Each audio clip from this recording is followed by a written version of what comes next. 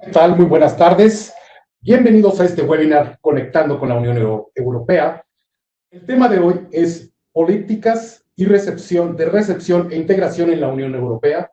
Yo soy Luis Javier Valencia, soy maestro en Derecho Laboral y Administrativo con la tesis Problemática de los trabajadores migratorios entre México y Estados Unidos. Y el día de hoy, para abordar este tema, nos acompaña Francesco Pasetti. Francesco, buenas tardes. Buenas tardes. Él es investigador del CIDO, del Barcelona Center of International Affairs.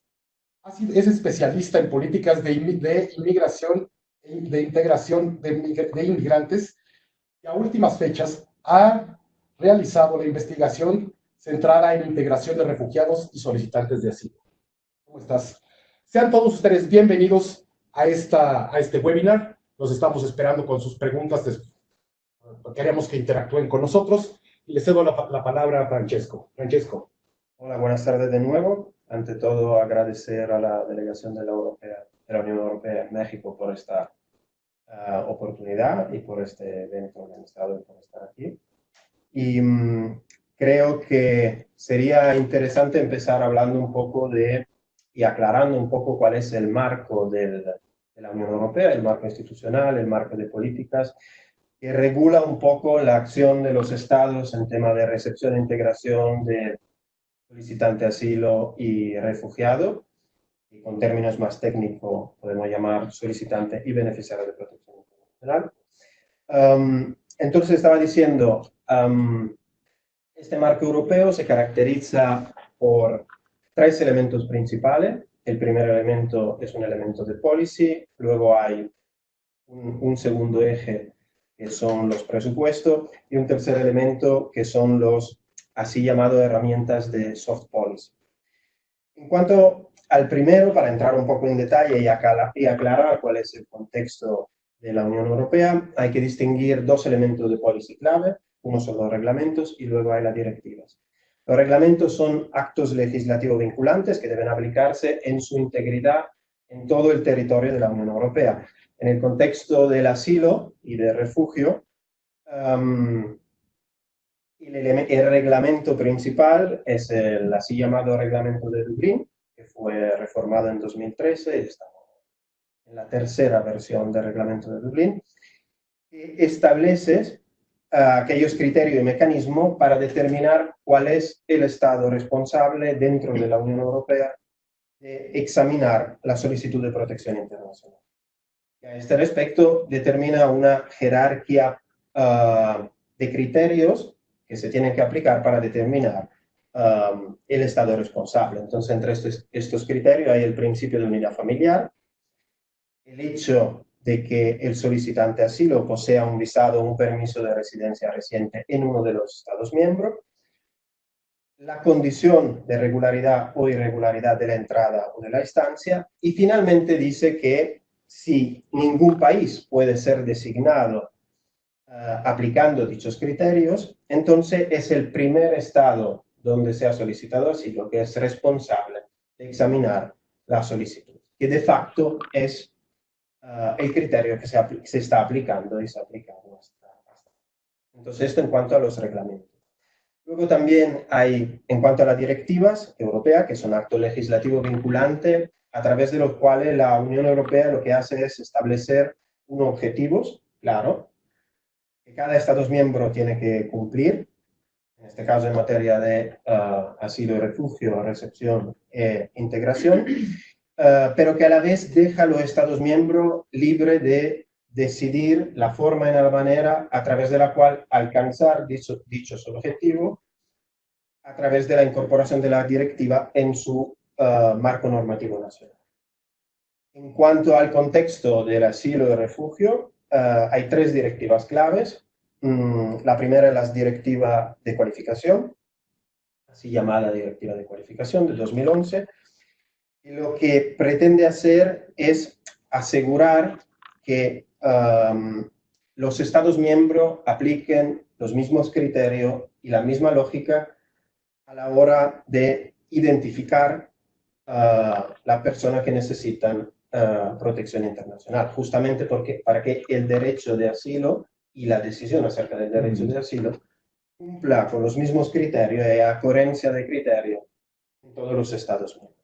Luego hay otra directiva fundamental, que es la Directiva sobre Procedimiento de 2013, que asimismo intenta garantizar coherencia y uniformidad en el procedimiento de asilo. Es decir, esta directiva refiere a la tramitación y la decisión de asilo, y en este sentido establece una serie de estándares y una serie de condiciones mínimas que los Estados miembros tienen que cumplir a la hora de tramitar la solicitud de asilo. Estoy pensando, por ejemplo, en el plazo máximo dentro del cual que tiene que pasar entre la formalización y la resolución de una solicitud de asilo, que la Unión Europea establece en 6 meses, pero también establece otro estándar respecto a la formación del personal y a la atención, por ejemplo, a los casos más vulnerables, como pueden ser las solicitantes de asilo víctimas de torturas, los menores, personas con discapacidad, etc.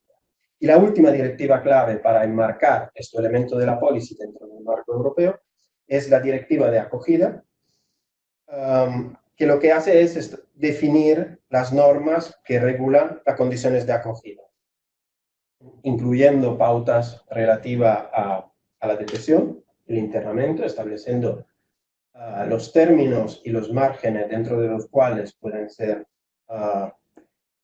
internadas las personas que solicitan asilo, pero también determinas estándar en cuanto a atención sanitaria, derechos laborales, alojamiento, toda una serie de condiciones que deben cumplir los Estados miembros cuando se encuentran a implementar políticas de recepción e integración de solicitantes y beneficiarios de protección internacional. Entonces, estos eran los elementos de policies clave dentro del marco europeo. Luego también hay una segunda vertiente que refiere a los presupuestos. Y en este caso, en el contexto del asilo y refugio, podemos distinguir dos tipologías de presupuesto. Hay un presupuesto ad hoc, es decir, afinado y dedicado al contexto del asilo y refugio, que es el Fondo Asilo, Migración e Integración, que es el fondo que desde 2014 hasta este año 2020 ha regulado la mayoría de proyectos y de acciones y medidas de los Estados miembros en materia de recepción e integración de solicitantes de asilo y refugiados. Y luego también hay otros fondos de carácter más general que entran en juego y que pueden financiar medidas de integración de los Estados miembros. Estoy pensando, por ejemplo, en el Fondo Social Europeo, que financia, por ejemplo, dedicado a financiar proyectos relacionados a la inclusión en el mercado. Y finalmente hay también la que así llamada herramienta de soft policy, que incluye un abanico de medidas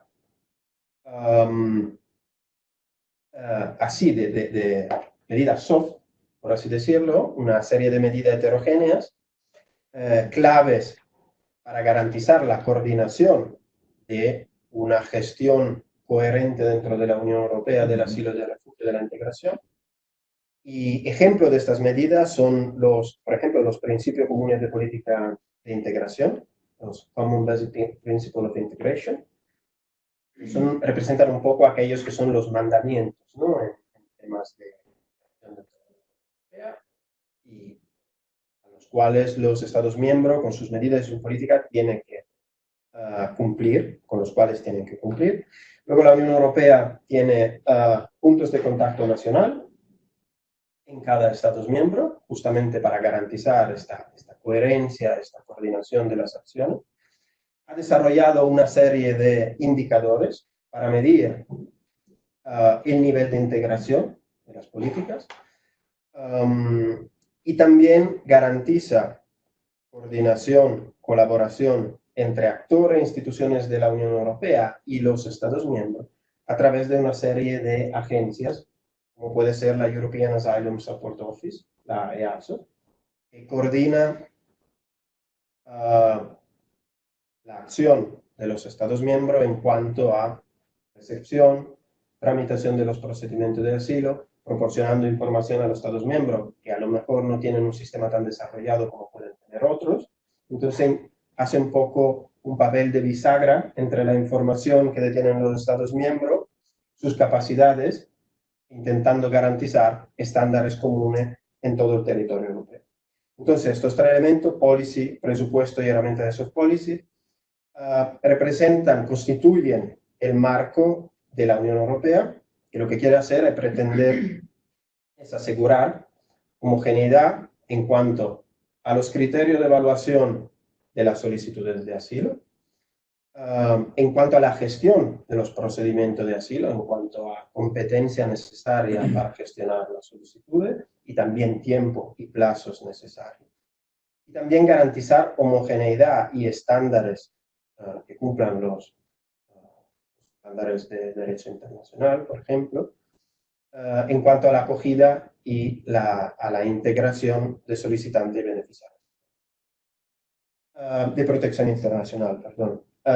Sin embargo, la realidad es una realidad muy heterogénea. Todavía esto es el esfuerzo y el abanico de herramientas y de medidas que dispone la Unión Europea. Luego, la realidad en cuanto a acogida, recepción e integración de solicitantes de asilo y refugiados es una realidad muy heterogénea, donde a menudo no se cumplen los estándares mínimos de integración.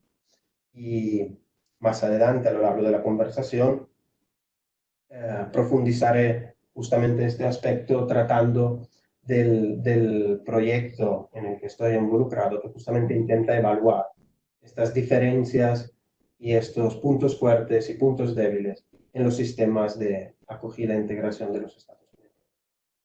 Muchas gracias. Oye, pues yo creo que primero tendríamos, lo más correcto sería que nos pudieras definir quién es un solicitante y un beneficiario de protección internacional para la Unión Europea. Vale, sí, me parece fundamental porque a menudo se hace un poco de confusión, a menudo se habla de solicitante de asilo y refugiado cuando el abanico de persona y la causística es más compleja.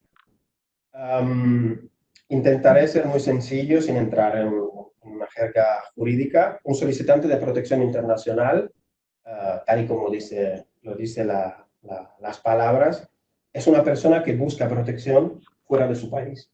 Es decir, busca protección internacional en el sentido que la busca en otro estado, justamente porque en su país está o estaría en peligro. Entonces, acude al derecho de asilo, acude al derecho de protección subsidiaria, tal y como lo define la Convención de Ginebra de 1951 y su protocolo de actuación, el Protocolo de Nueva York de 1966.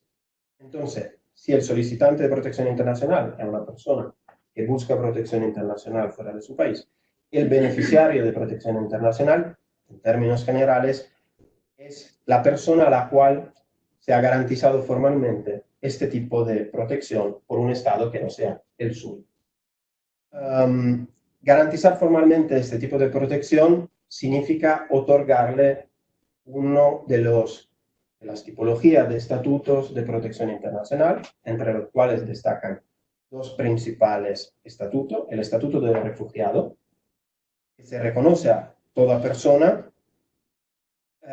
que debido a fundados temores de ser perseguida por razones políticas, de raza, aunque no me gusta llamar la palabra, es la palabra que se utiliza en la Convención de Ginebra, religión, por motivos de nacionalidad, opiniones políticas, pertenencia a un grupo minoritario, orientación sexual o de género, se encuentra fuera de su país y no puede o no quiere regresar a él justamente por esos fundados temores de ser perseguido. Entonces, esto es el estatuto del refugiado que se otorga, que da la condición de refugiado, ¿no? Y luego el otro estatuto clave de la protección internacional, el estatuto de protección subsidiaria, que se otorga a toda persona que, sin reunir los requisitos de refugiado, pero se considera que se dan motivos fundados para creer que si esta persona regresase a su país, se enfrentaría al riesgo de sufrir daños graves. Entonces, la protección internacional otorga otro tipo de estatuto que no es aquel de refugiado, es decir, no depende de tener fundados temores de ser perseguido, pero sí de correr el riesgo de sufrir daños graves en caso de volver al país de pertenencia.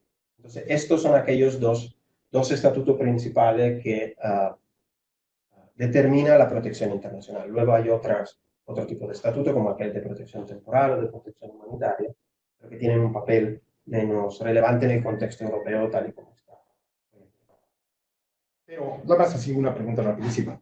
¿Cómo hace una persona que quiere ingresar como refugiado? O sea, ¿llega a las fronteras de la Unión Europea o es, si está en un país, por ejemplo, en otro continente, hace una solicitud? Nada más así como que me brincó esa idea.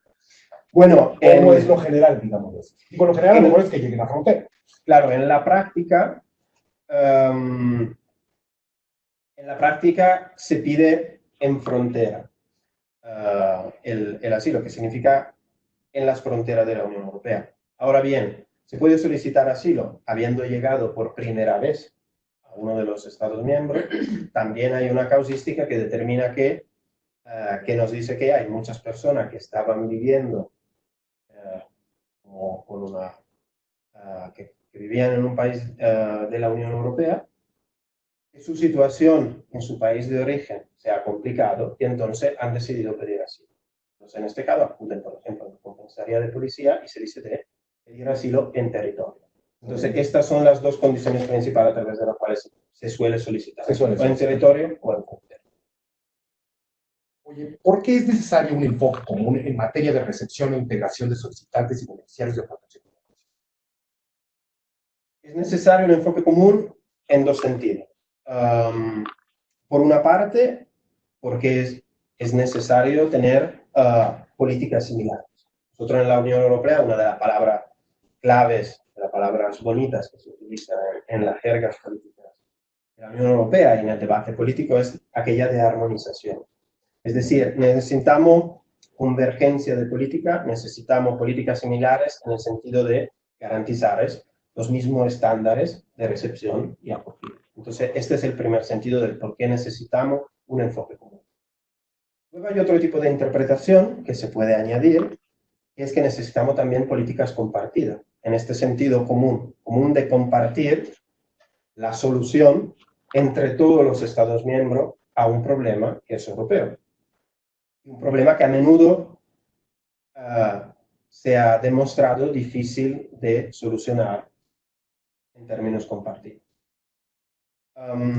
Porque necesitamos políticas coordinadas, pero nos cuesta entre los Estados miembros ponernos de acuerdo. Y el resultado ha sido que aquellos países de la Unión Europea que son frontera natural, que representan las fronteras de la Unión Europea, estoy pensando en España, estoy pensando en Italia, estoy pensando en Grecia, están sufriendo o han sufrido en los años de la así llamada crisis de los refugiados, la mayoría de la presión.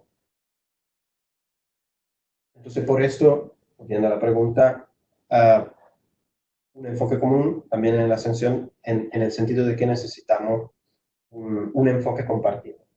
Responsabilidad compartida y solidaridad entre los Estados. Por las mismas características de la Unión Europea, claro que sí. Sabemos que colaboras en el mecanismo de evaluación nacional de la integración. ¿Nos podrías contar brevemente qué es este mecanismo? Es un proyecto financiado por la Unión Europea que nació justamente en 2015, la idea, para analizar los sistemas de recepción y acogida integración de solicitantes de asilo beneficiarios de protección internacional en el conjunto de los Estados miembros de la Unión Europea. El acrónimo es NIEM y han participado 14 Estados miembros en los cuales se está analizando el sistema de acogida e integración. Es un proyecto que dura 6 años. Empezó a finales de 2015 y acabará a finales de 2021. Y a través de una serie de indicadores, hay más de 170 indicadores, intentan medir, evaluar, mejor dicho, tanto cuantitativamente como cualitativamente, la calidad de los sistemas de acogida e integración para solicitantes y beneficiarios. Indicadores, me refiero a manera de medir las políticas en su ciclo de desarrollo, es decir, desde el marco jurídico, desde el planteamiento tal y como está escrito en papel en las leyes, a su implementación. También se evalúan el abanico de actores que se involucra, la calidad de la coordinación y de la gobernanza de la recepción y de la integración.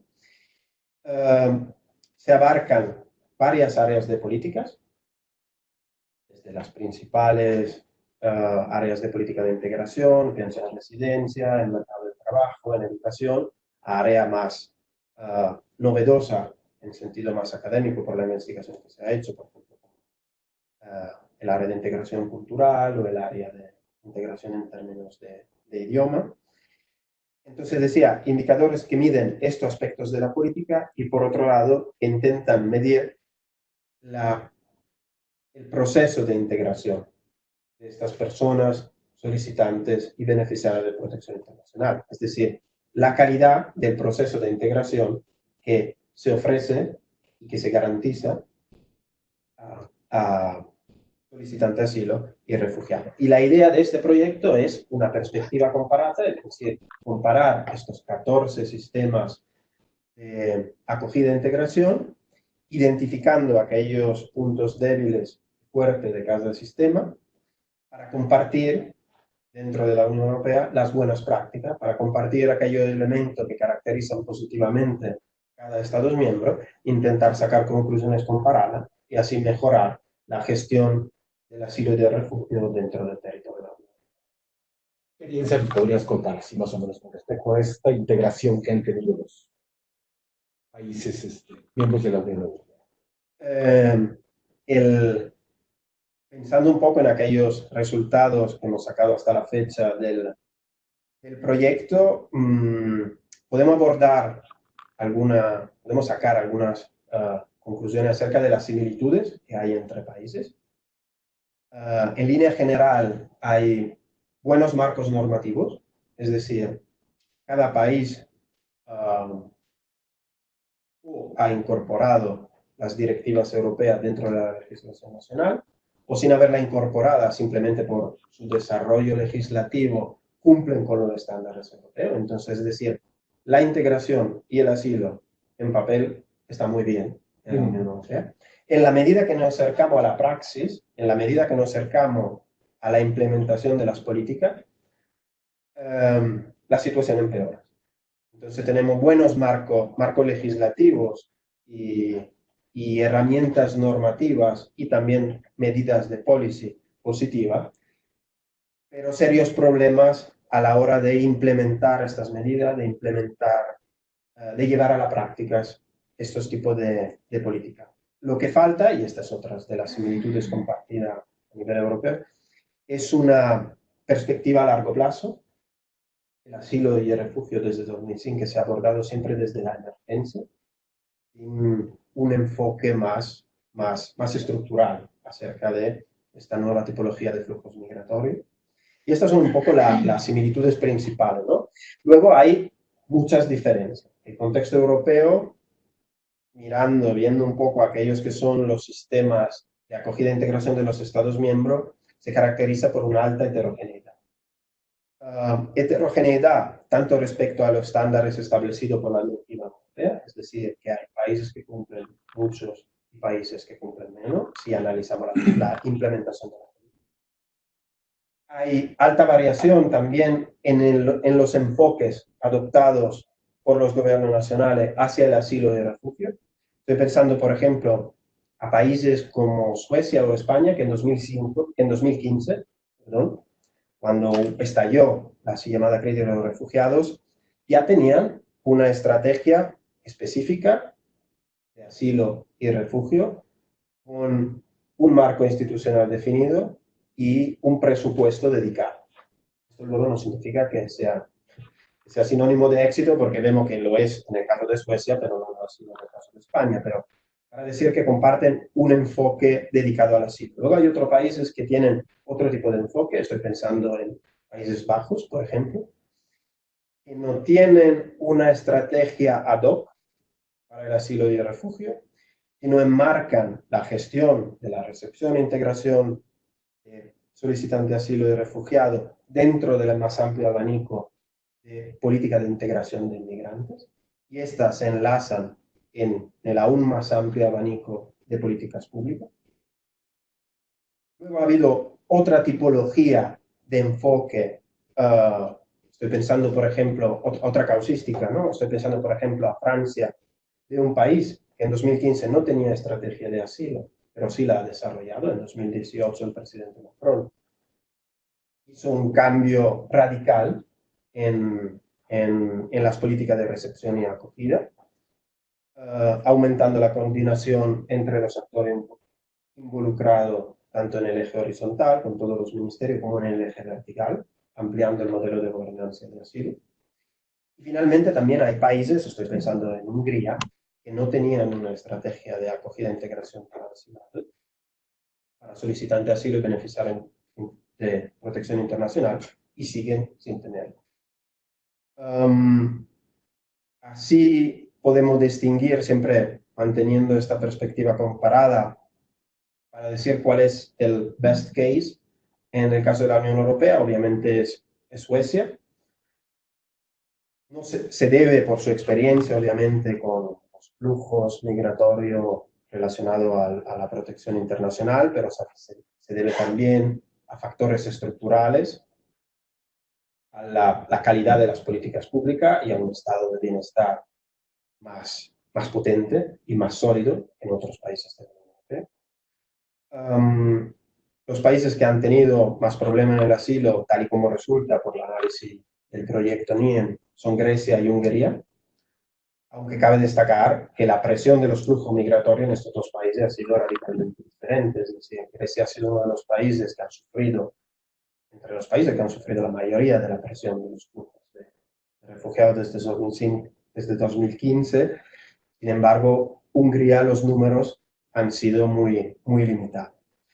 Y luego también hay que analizar o hay que reflexionar sobre diferencias que hay en áreas de políticas. Hay áreas de políticas donde los sistemas nacionales de recepción e integración funcionan mejor, por ejemplo, en garantizar estándares sanitarios, sobre todo en cuanto a la primera acogida, y otro tipo de áreas de acción políticas, como aquella de la educación o aquella del mercado laboral, donde hay problemas más relevantes. Entonces, si queremos destacar algunos problemas concretos, podemos decir que en el contexto europeo, unos problemas compartidos por los sistemas de acogida e integración de los Estados miembros, el acceso a la residencia muchas veces es problemático, y sobre todo para los beneficiarios de protección subsidiaria, a los cuales a menudo se garantiza una serie de servicios y una serie de beneficios y de medidas menores respecto a las personas que gozan del estatuto de refugiado. También por la barrera administrativa, muchas veces hay tasas elevadas, tienen que pagar los refugiados para poder acceder a la residencia. Hay problemas muy destacables en el acceso al mercado laboral. Estoy pensando, por ejemplo, al contexto español, en el cual los refugiados tienen de facto prohibido el acceso al mercado laboral en sus primeros 6 meses de estancias como solicitante de asilo. Estoy pensando también a la área de la vivienda, otra área estructural y fundamental para que se haya una buena integración, una integración de calidad. O sea, la vivienda es una de las condiciones básicas para poder tener recepción, integración y cohesión social también. Esto porque faltan políticas específicas destinadas a refugiados y beneficiarios de protección subsidiaria, pero también esta problemática obviamente se enmarca a dinámicas estructurales del mercado de la vivienda. Estoy pensando otra vez al contexto español, pero también es una problemática de acceso al mercado de la vivienda que comparten muchos. Y esto es un poco para resumir aquellos que son los resultados principales que hemos sacado de esta evaluación comparada. Perfecto. Oye, sí me gustaría que destacaras un poco la importancia y lo necesario del proyecto como el mecanismo de evaluación nacional de la integración para la Unión Europea. ¿Por qué este proyecto es necesario? Un poco volviendo a lo de antes, a lo que comentaba antes, acerca de la heterogeneidad del contexto. Es decir, hay falta de armonización, hay mucha diversidad en las políticas de los Estados miembros y esto se convierte también en experiencias diferentes que viven los refugiados en términos de recepción e integración. Entonces, este proyecto, el NIEM, lo que intenta hacer es analizar estas diferencias para sacar unas conclusiones, determinar una policy guidelines que apunten a una mejora, que apunten a una convergencia de política, puesto que esta convergencia sea a la alza, no a la baja. Es decir, lo que tenemos que hacer es tender hacia los casos mejores. Tenemos que tender a aumentar los estándares en aquellos países que no lo tienen. Entonces, esta análisis a través de indicadores lo que intentaba hacer era justamente identificar aquellas áreas de políticas, aquellos elementos del sistema de acogida e integración que fallan y entender aquellos países donde en las mismas áreas, en las mismas dimensiones, sin embargo, hay herramientas positivas, intentar compartir dichas herramientas positivas para una mejora común, para una convergencia de política y una garantía de estándares comunes. ¿A qué se debe esta falta de armonización? Porque digo, yo entiendo que tienen una policy, pero ¿por qué no se está aplicando de manera homogénea en los Estados miembros? ¿Qué es lo que influye o qué es lo que evita que los Estados miembros la apliquen de una manera estándar? Bueno, esta es la pregunta del millón en el contexto europeo. La falta de armonización se enlaza a problemas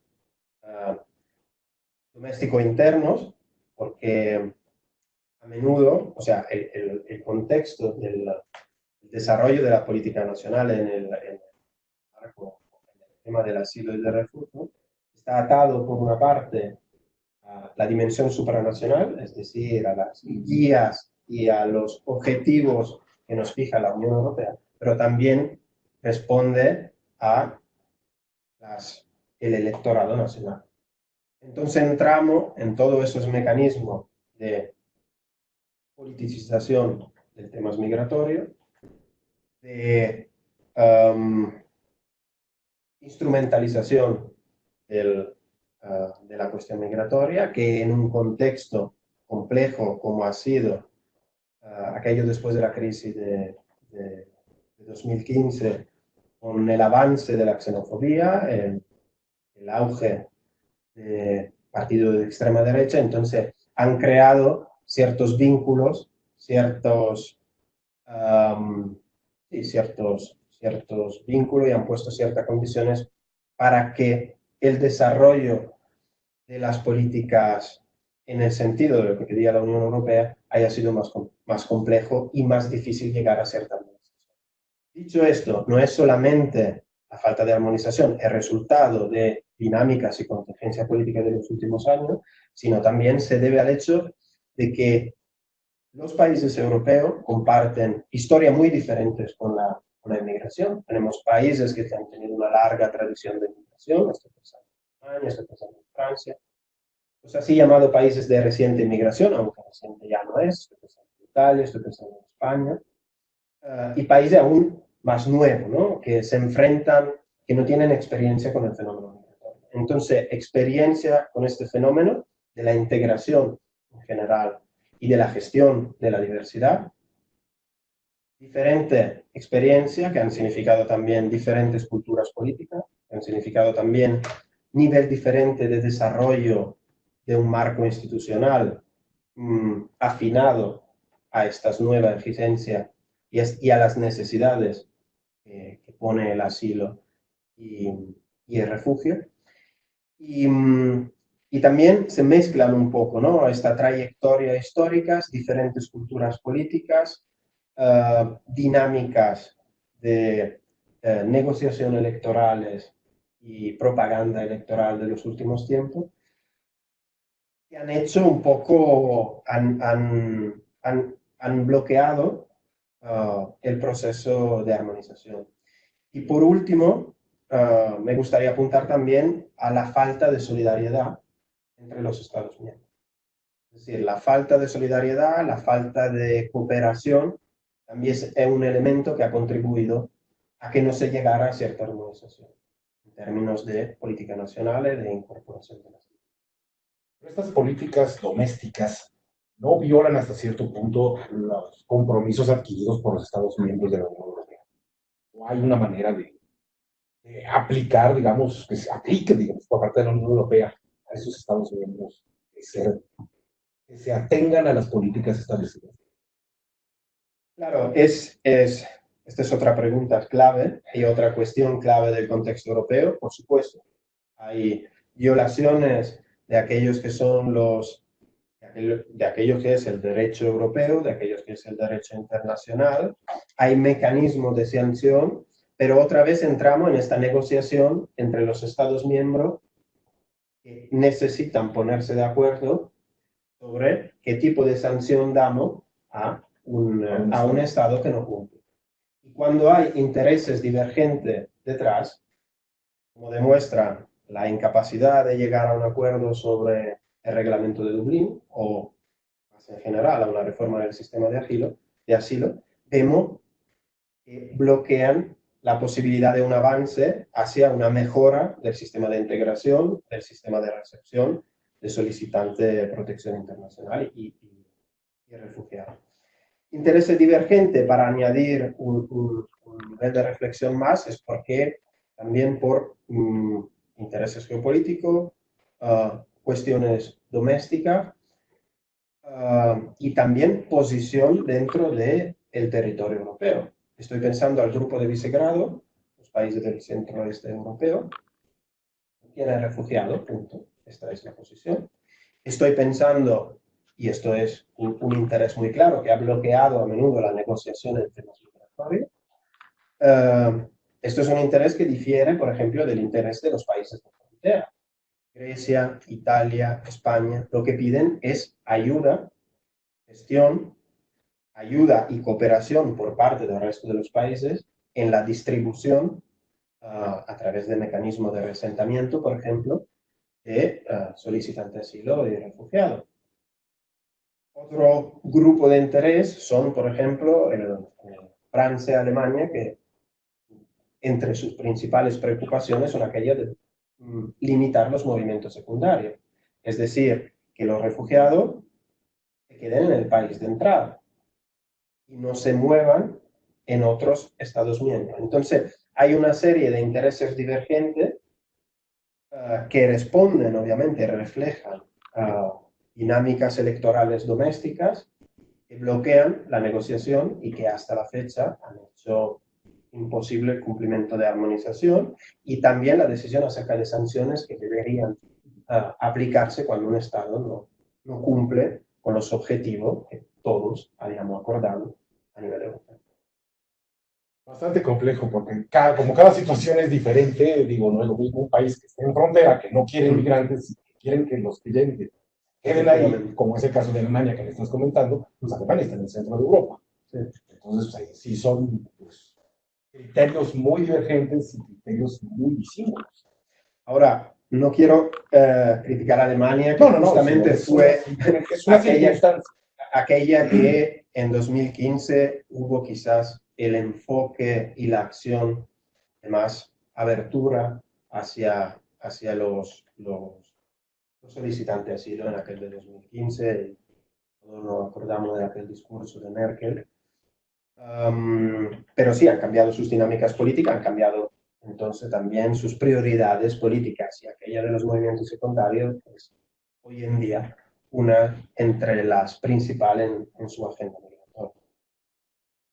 ¿Cuáles son las prioridades que debe atenderse para la integración de solicitantes y beneficiarios de protección internacional? Destacaría quizás tres prioridades. La primera es garantizar el acceso a los procedimientos de asilo. Y esta es una cuestión especialmente relevante en los países de frontera porque el retraso, es decir, la espera que tiene una persona solicitante de asilo de formalizar su solicitud de asilo, se convierte en incertidumbre, se convierte en el riesgo de expulsión, se convierte en una situación de precariedad y de situaciones de extrema pobreza, falta de recursos, incertidumbre que puede durar meses, incluso hasta 7 meses, como ha pasado en el caso de España. Entonces, garantizar el acceso a los procedimientos de protección internacional. El segundo punto, la segunda prioridad, diría la atención clave a los casos más vulnerables. Es decir, ya los solicitantes de asilo son entre el conjunto de los migrantes los casos quizás más vulnerables. Dentro de los solicitantes de asilo hay lo aún más vulnerables, estoy pensando en los menores, sobre todo aquellos no acompañados, pero también en personas víctimas de trata, en personas que tienen discapacidad, en mujeres, o sea, todos unos perfiles de personas que necesitan atención específica porque tienen necesidades específicas. Y entonces, en este respecto, lo que tienen que hacer los Estados miembros es dar recursos, aumentar los recursos para atender estas necesidades. Y me refiero a recursos materiales, en términos de presupuesto y en términos de personal, pero también recursos inmateriales. Estoy pensando a competencia específica para personas que han sido víctimas de tortura. Necesita una atención psicológica muy específica que a menudo no se puede proporcionar. O de toda forma, la oferta en términos de servicio no alcanza y dejó la demanda en los países fronterizos de la Unión Europea. Y tercer punto, tercera prioridad, cambiar en general el enfoque hacia el asilo y el refugio, cambiando de un enfoque desde la emergencia, como ha sido hasta la fecha caracterizado la mayoría de los Estados miembros de la Unión Europea y de la misma Unión Europea como institución supranacional, para abordar, para tener un enfoque más a largo plazo, que reconozca el asilo, la componente de asilo y refugio dentro de los flujos migratorios como una componente estructural de la sociedad europea y de los contextos nacionales. Entienda el proceso de integración como un proceso a largo plazo y bidireccional entre la sociedad, entre las personas que llegan y la sociedad de acogida. Y entonces, a través de este enfoque más estructural y más a largo plazo, que intente aprovechar, entre comillas, de los efectos y de los aspectos positivos de la inmigración y no simplemente temerla como un problema. Es lo que se ha hecho hasta ahora desde la emergencia. Con base en esa experiencia de la Unión Europea y sus Estados miembros, ¿qué medidas propuestas para la integración podrían compartirse con otros países fuera del bloque?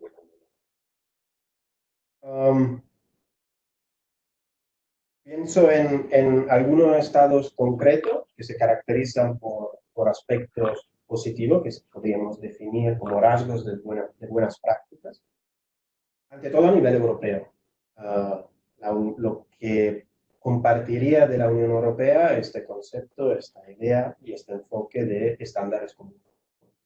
Y la idea de llegar a una armonización y de una convergencia de política al alza. O sea, es decir, que se cumplan estándares internacionales y estándares de derechos humanos. Este es un concepto que yo exportaría fuera de la Unión Europea.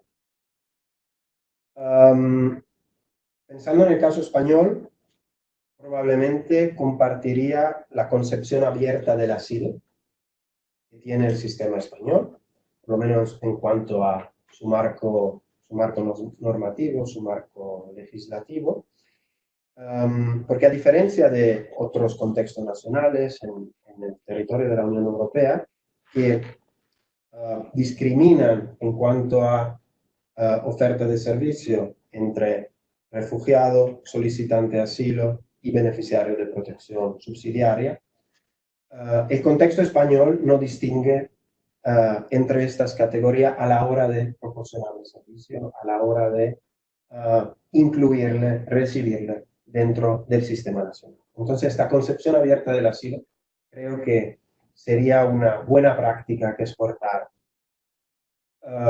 para cumplir con aquellos que son los principios establecidos en la Convención de Ginebra en el Tratado de Nueva York y los valores que comparte la Unión Europea. Del caso francés y del caso italiano, probablemente cogería la coordinación entre todos los actores involucrados en la gestión de la recepción, de la acogida y de la integración de solicitantes de asilo y refugiados. Es decir, esta idea de gobernanza multinivel del proceso de acogida e integración, una gobernanza multinivel que tendría que desarrollarse tanto en su eje horizontal, involucrando todos los ministerios interesados por el fenómeno del asilo, pero también que tendría que desarrollarse en su eje vertical, involucrando todos aquellos actores interesados por el asilo y refugio. Estoy pensando a los ministerios, pero también a los actores regionales, a los actores locales, tanto de la pública administración como fuera de la pública administración, actores privados y sociedad civil. Entonces, un mecanismo de coordinación, un mecanismo de cooperación que permita desarrollar sinergias a la hora de garantizar la recepción y la integración de solicitantes y beneficiarios de protección internacional.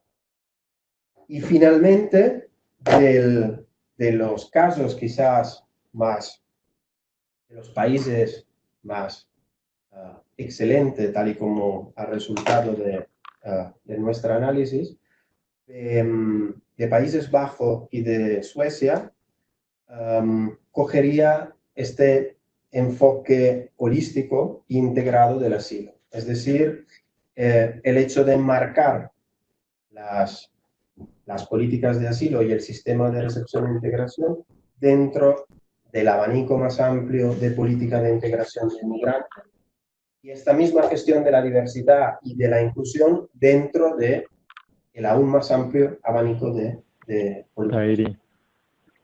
Tenemos unas preguntas de nuestros participantes. Te voy a dar la primera. ¿A qué se refiere con la perspectiva a largo plazo en materia de asilo? ¿Qué toman en cuenta para determinarla? Itzel García, de la UNAM.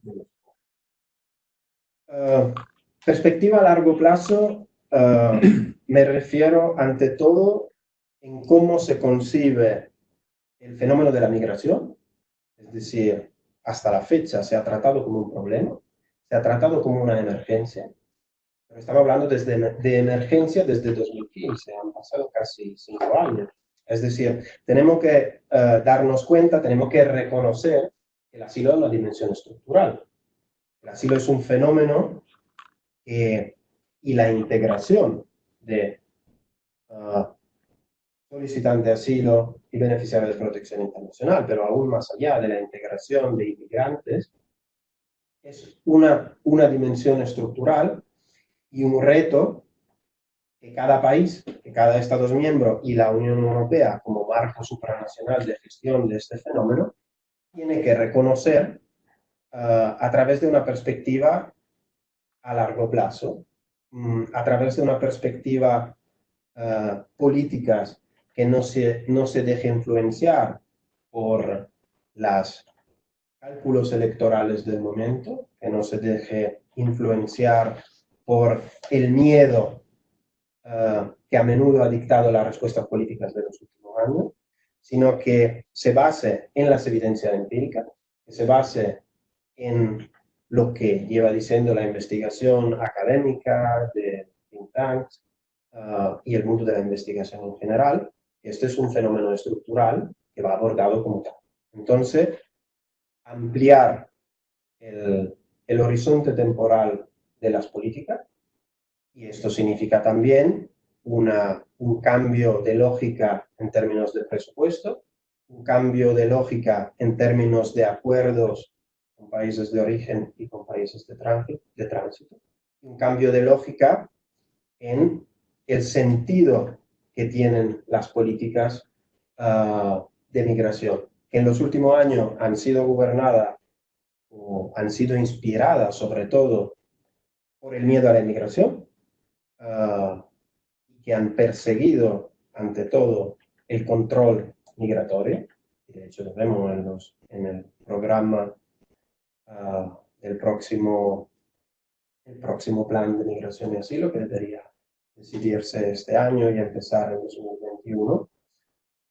El punto principal de la agenda sigue siendo el control migratorio. Entonces, la subordinación, por ejemplo, de ayuda al desarrollo al control migratorio. Entonces, toda una serie de medidas, toda una serie de políticas que sigue respondiendo a esta emergencia.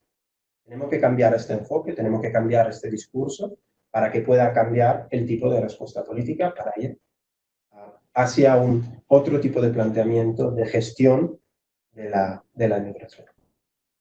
Tenemos otra pregunta de Eduardo Ríos de EXAR.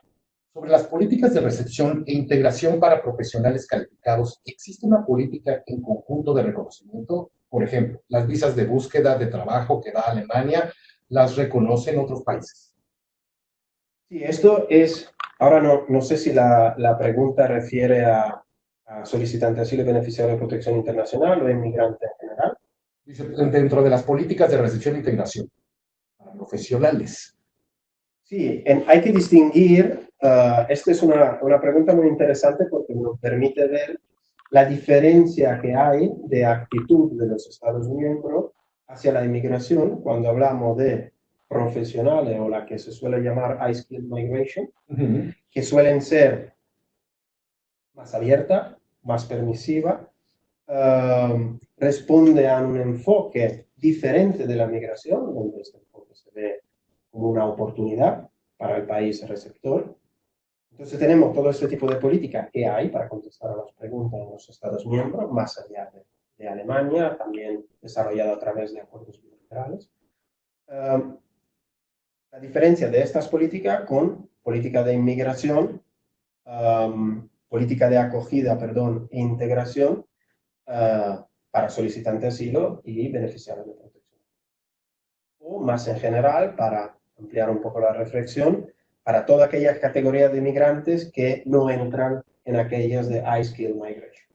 Entonces, esto responde un poco a esta lógica utilitarística de la inmigración, que se ve funcional al mercado de trabajo y se ve como un asset, como un recurso para el país receptor, y que obviamente es una lógica que no puede aplicar en otras categorías, por así llamarlas, de inmigrantes.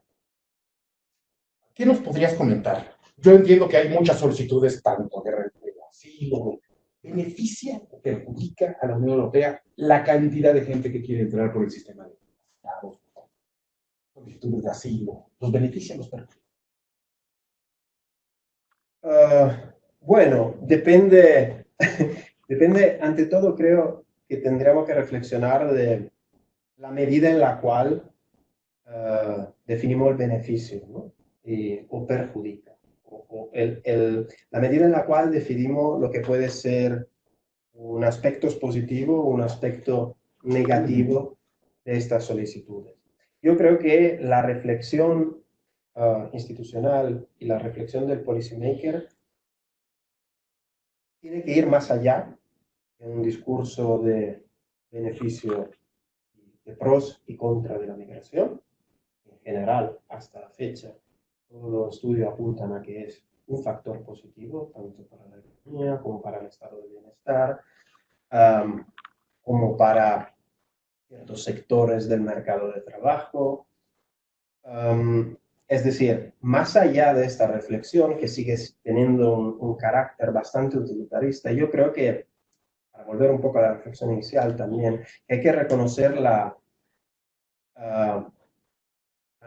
naturaleza de este fenómeno como fenómeno estructural, un fenómeno que está, respecto al cual no podemos cerrar los ojos, no podemos pretender que sean simplemente otros países a gestionar los flujos migratorios, porque esta ha sido la tendencia hasta el momento. Y todas las políticas de externalización de políticas migratorias con países terceros, con países de origen y con países de tránsito, va en esta dirección, en la dirección de nos cerramos los ojos porque no queremos ver un fenómeno que hay, porque no somos capaces de asumir la responsabilidad de gestionarlo. Posiblemente también porque no somos capaces de ponernos de acuerdo entre todos cómo gestionarlo conjuntamente. Entonces creo que hay que cambiar un poco el enfoque, hay que tener una visión más realista, menos dictada por los humores y las efervescencias políticas del momento. Hay que cambiar hacia un enfoque más científico también, que se basa en evidencia empírica. La migración siempre ha existido y va a seguir existiendo. Entonces, lo que necesitamos hacer es ponernos de acuerdo para garantizar que la recepción y la integración de inmigrantes sea lo más positivo posible. Porque, por ejemplo, estoy pensando en el sistema de asilo español, que garantiza recepción e integración para beneficiar a los solicitantes de protección internacional durante los primeros 18. Y se pretende que una persona, estoy pensando, por ejemplo, en una persona que viene de Siria, después de 18 meses, haya aprendido el idioma, tenga un trabajo, tenga una vivienda.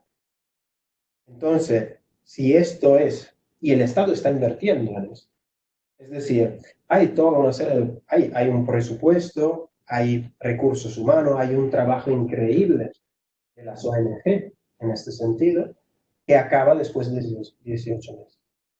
Y luego, en la falta de recursos, en la falta de una visión más amplia del proceso de integración, de una concepción más a largo plazo, para volver a la pregunta de antes, pues es un proceso de integración que fracasa. Pasamos de la integración a la exclusión, pero también es una inversión equivocada por parte del policymaker, porque está invirtiendo en un servicio que luego no va a concretarse en un resultado positivo. Entonces, hay que cambiar, creo, por completo el enfoque hacia el fenómeno migratorio y la gestión del proceso de inclusión dentro de los confines. Francesco, vamos ya terminando este webinar.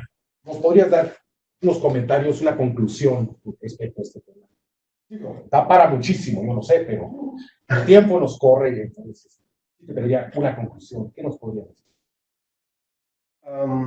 Es difícil porque creo que intentaré quizás resumir un poco los puntos abordados hasta ahora.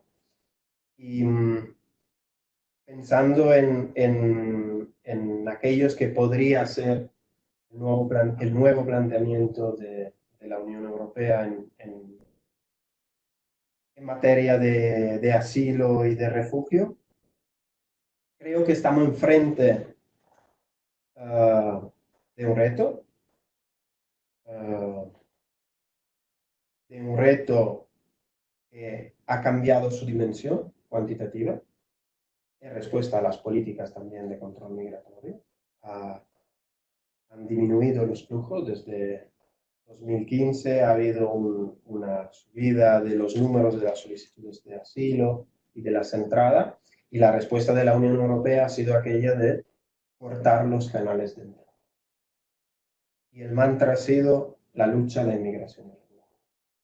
Entonces, yo creo que como conclusión este no puede seguir siendo el enfoque principal, la vertiente principal, el punto uno de la agenda de la Unión Europea.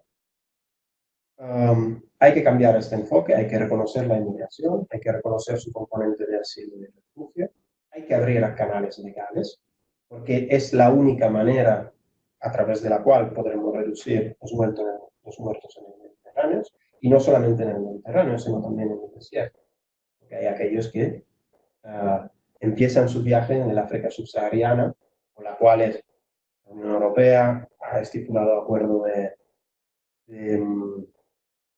desarrollo, de ayuda al desarrollo, vinculada al control migratorio. Entonces, todo este enfoque, toda esta retórica y estas prioridades políticas perjudican los derechos de los migrantes. Y creo que no puede seguir así, no puede la Unión Europea permitirse seguir traicionando sus principios, traicionando sus valores. Uno de los aspectos positivos que comentábamos antes era aquellos de los estándares comunes, de los estándares en cuanto a derecho humano. O sea, para que esto no sea simplemente un discurso, una retórica que maquille políticas de control migratorio, para que esto sea un objetivo político concreto, pues entonces hay que cambiar el enfoque tanto de políticas migratorias como de recepción y de integración, y garantizar a migrantes, solicitantes de asilo y beneficiarios de protección internacional que sus derechos, y sus derechos fundamentales, pero no me refiero solamente a ellos, sean vividos y reconocidos en la práctica. Pues muchas gracias. Estamos terminando este webinar. Francesco Pacet, muchísimas gracias por esta excelente exposición que nos diste. A vosotros, muchas gracias. Muchas gracias a todos nuestros participantes. Los invitamos a que vean estos próximos webinars. Soy Luis Javier Valencia. Que tengan muy buena tarde. Buenas tardes.